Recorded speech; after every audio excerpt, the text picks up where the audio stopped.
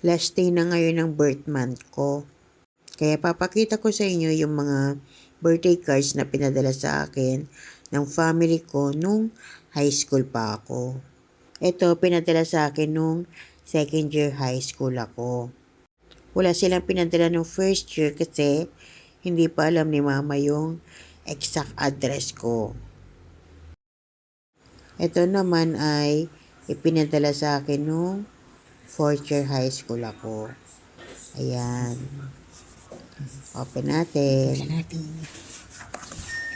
Tulad siya galing kay Ate Ambe, kay Mama, kay Papa, kay Lenlen.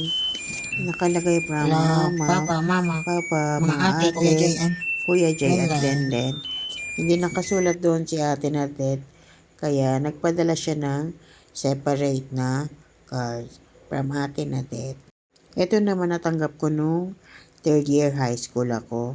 Ito yung pinakamalaking card na natanggap ko sa buhay ko. Ayan, malaki talaga siya. Basahin natin. Wishing you a birthday that filled with sweetness and seasoned with laughter. A day you'll remember with pleasure. Kay Papa. Sulat ni Papa. Wait. Kita ba? Hi. Happy birthday in advance, my sweet little darling. Be good and take care of yourself. Love and kisses from Papa.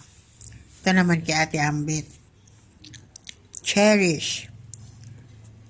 Advance happy birthday to you, my lovely sister.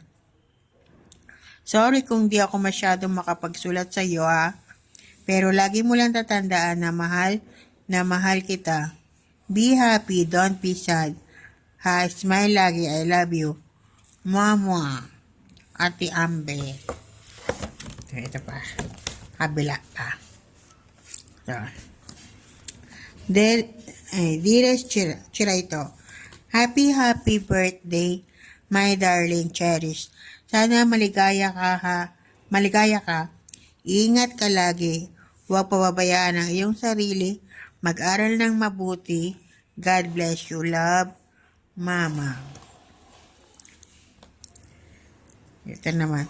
Dear Ate, happy birthday po sa inyo.